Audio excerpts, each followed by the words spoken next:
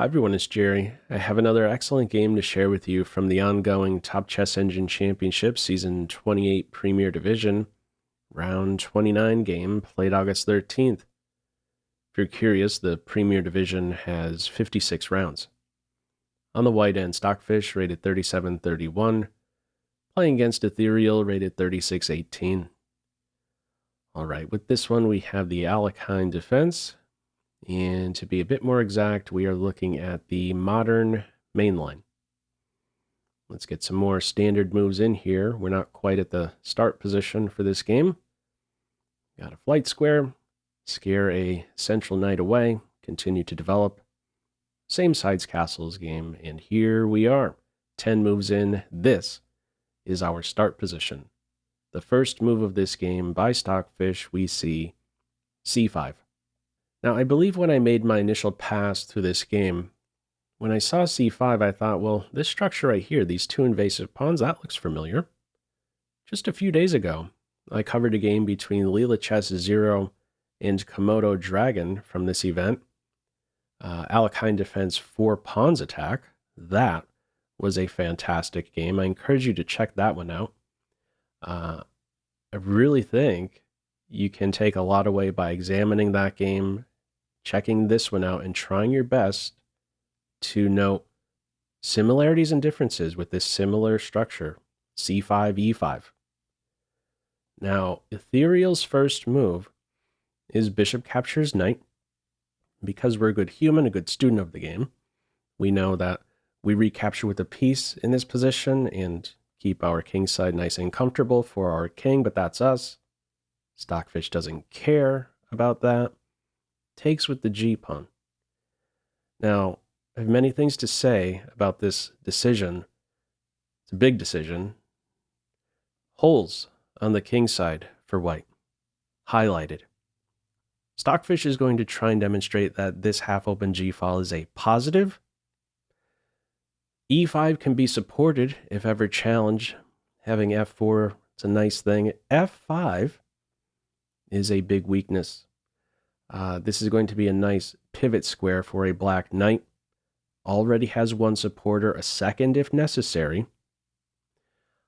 I believe by capturing with the g-pawn on f3, Stockfish, in a way, is saying, your knight will not play such an active role. You have to hit the reverse button now. You don't have c4 as an option. Got to go back. If you recapture with the bishop in this position, knight c4 is top, and you try to be irritating. Bishop, pawn. Now there's a convenient way to defend with bishop c1 underdeveloping. But then this raises the question of, okay, what's your response to b6? You're going to give the knight a kick. It goes here. How are you supporting, maintaining c5? You play b4. The knight is back into c4 to try at least, be a disruptive piece. With the bishop still around on e2 in this position, this is not an option. It goes to d7 here. If you run forward, you're going to lose a pawn. Chop, chop. This pawn is swiped without a fight. So, the knight must go back. b4. b5 held up. f4, knight c6, king h2, ready to get on the half-open g-file. King h8 is played here. The b-pawn is poisoned. If knight takes b, rook b1 or queen b3, you can track that b-pawn right back. And of the two, the queen would be the better one to go hunting for this pawn, because she continually throws a punch. So what might this look like? Queen b3. If you try and hold on to the knight, it'll be scared away with a3. So it might look something like this, and this is where we can see that the queen is packing a bigger punch than a rook would be on b7, targets the knight. Could hit back. The queen will do the same. The knight will go back. Queen is going to throw another punch. Okay, you cannot afford, as black, to give up the b-pawn. Without the b-pawn, this bishop's eyes are going to widen. It's looking forward to swiping the a6 pawn in plenty of lines. Not a good pawn to swipe.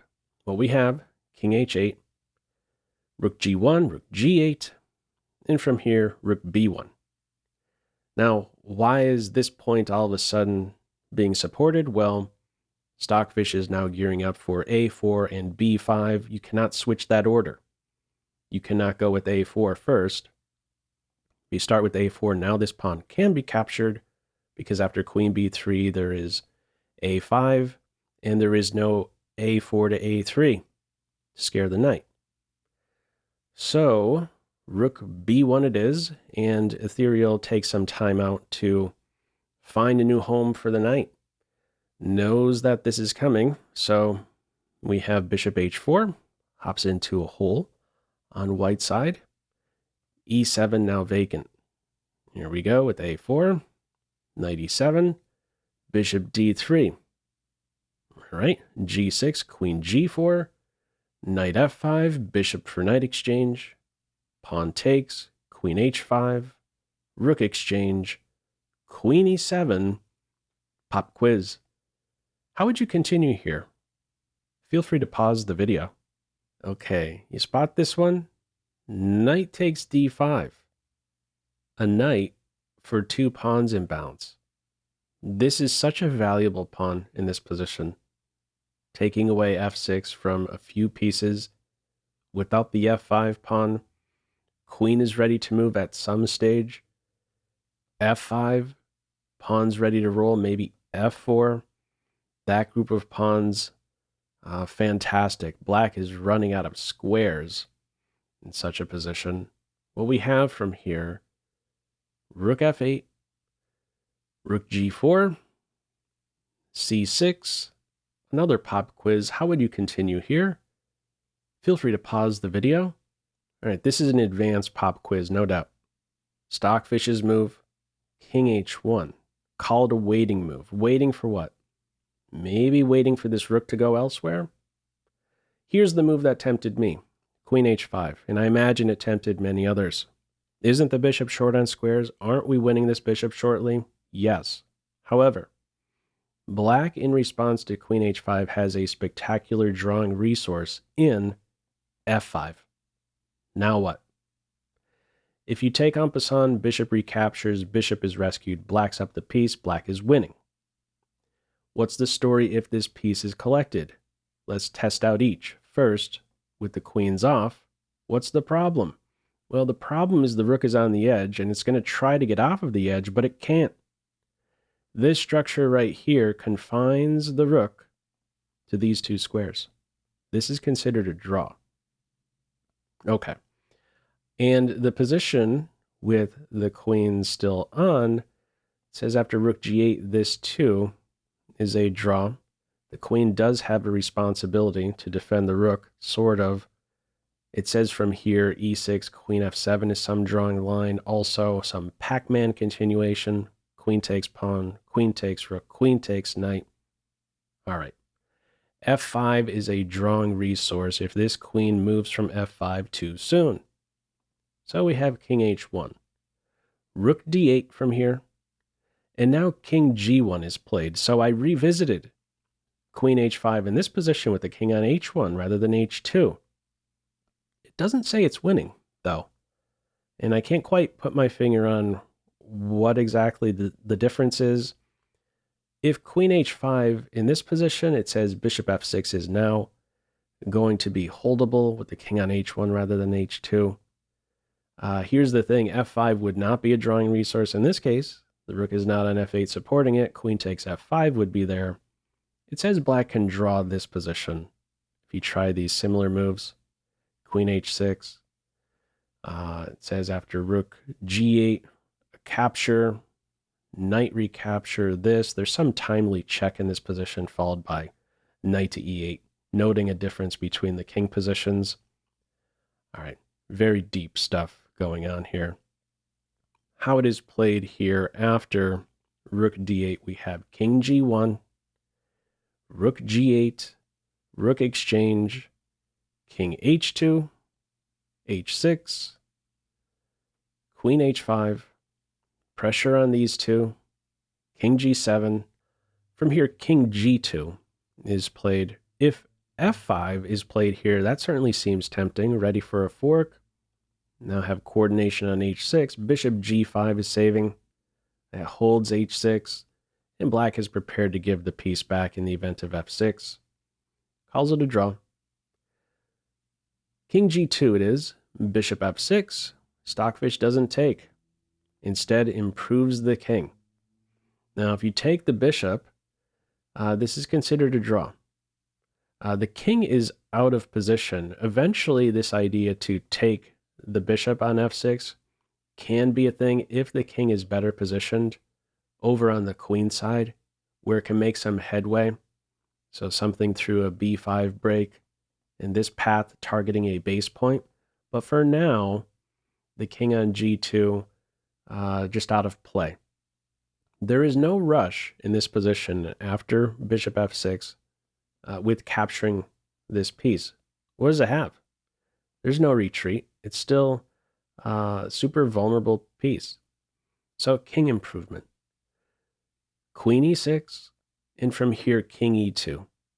Now f5 in this position, still not working. Tempting, but not working because of the resource. Knight takes e5, check.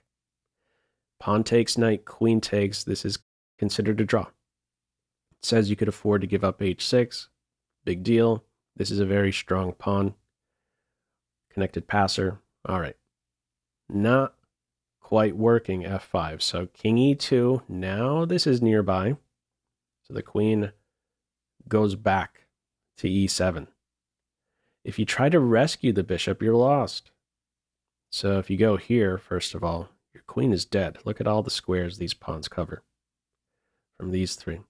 And add the king to the list. And if you go all the way back, this is still a winning idea. You're not winning the queen, but h6 is collapsing. This is winning for white. Okay. In response to king e2, queen e7 it is. King improves. Bishop h4.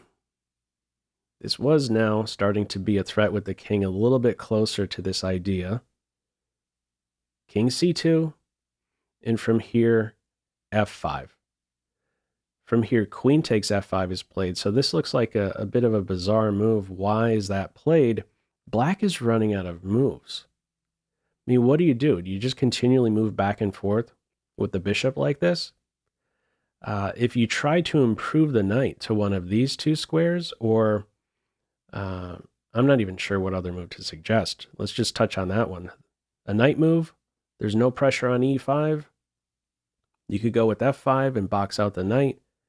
Maybe even look forward to f4. The pawns start to roll. The knight continually. This knight on d7 is going to still be out of play. Black is running out of moves. What else to try here besides f5, giving up the pawn? If you go to f6 in this position, not too long ago, I tested out this capture when the king was on the king side. Well, with it more active over here on the queen side, this would now be a winning idea. To take the bishop and follow with queen e5 and welcome this ending. This is winning. b5 is a nice break, and the king now has a path to the base point. There's no holding up this idea with a5. That would be a vulnerable pawn. Scare the knight away, target the pawn, and then fly with the a pawn.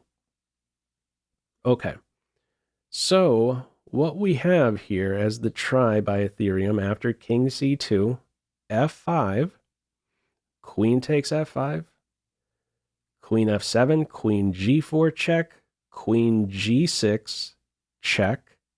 Pop quiz, what is your move here? Feel free to pause the video. All right, there's only one winning way. f5. If you exchange queens, black will be able to blockade on the light squares. These pawns cannot roll. You try to go with this, you're losing. Pawn is just going to be tracked. So, the winning way is with f5. Now we have the queen exchange. Two connected pass pawns. All the pawns are now back together. One big pawn island of 8. Follow up b5. Queen side shut down rather than capturing en passant and giving the knight Some active square on c4 remains out of play. a5 it is. The attention now shifts specifically to the king side. Let's see how this one is converted. So, time to go walking towards the king side. Nice try. Trying to get into e4. Forget about it. King improvement. King improvement again. Now, if this was a human playing as white, you wouldn't see king f3. Bishop d2 is also a winning path, but Stockfish has calculated. It knows that if you go for something like this, the pawn race is going to be won by white. I'll just play out a few moves. If black plays in this way in the game, the king goes to g8. If this was the move, the pawns go. That pawn falls. King improvement, this one can fall. It says this is going to be winning. These pawns are just way too strong. Okay. In response to king f3, king g8 it is. And eventually the king goes to h3, supporting bishop h4, bishop g5. If the bishops are exchanged, follow up g5, there's nothing that's interfering with this. The three pawns are going to outweigh this clumsy knight. The one that was kept out way back when that decision was made to capture on f3, wasn't given the option to hop into c4. That's that knight. Okay, we don't have the bishop exchange. Bishop g5, pawn takes bishop. Pawn takes is the reply. If knight captures pawn, don't take the knight. It might be tempting. Hey, let's bring on the king and pawn ending. Well, guess what? Even though you're up 2 pawns here, it's drawn. Look at the 4th rank. 1, 2, 3 fixed pawns, and all of the other squares are under control by the black pawns. You can't cross. The king will be able to blockade the 2 connected passers. Okay, what would you do if the knight captured, improved the king, and then threatened to swipe that knight? Okay, in this one we have pawn takes, and no bishop captures pawn here. Instead, backs off. Stockfish is going to first improve the king and then look forward to a timely sacrifice of the bishop for the pawn. That is going to be the winning method. Now, if you try this sacrifice now with the king on h3, knight takes pawn, king improvement, there is a check, this pawn falls, there's a passer for Ethereal to work with. So the timing is not quite right to play in that way. Instead, bishop f2, and we improve the bishop in this way, advance a pawn, bishop f4. Love that move. It's going to make headway. Give me this position for my king. It's not captured. We have king e7. If it is captured, and the knight, let's say, goes here, there is e7. And now what? King takes pawn, king takes knight. If a silly check is thrown in, we still have 2 threats. This is winning for white. So we do not see the bishop captured at this stage. King e7, bishop check, king backs off, bishop e5, knight f8, and finally we see this sacrifice idea, bishop for pawn, which grants the king a key square on f4, and there's no stopping it from continually advancing. Let's see how this works. Knight e4, king e5, king e7, g5. Yes, the pawn could be captured, and it is, but now that gives up control of f6. f6 on board. These 2 pawns outweigh the knight. Another square granted to the king. It's just cleaning house at this stage. Let's see what this looks like. Eventually, the knight is going to have to sacrifice itself for the passed a pawn, and we have a winning king and pawn ending, being up the pawn. So let's just see what this looks like. Straight to checkmate. We're not too far off. And there we go. What a fantastic ending. I really like this game. What are your thoughts with this one? Feel free as usual to leave any feedback to this video in the comment section below. Hope you enjoyed it and maybe took a thing or two away. That's all for now. Take care.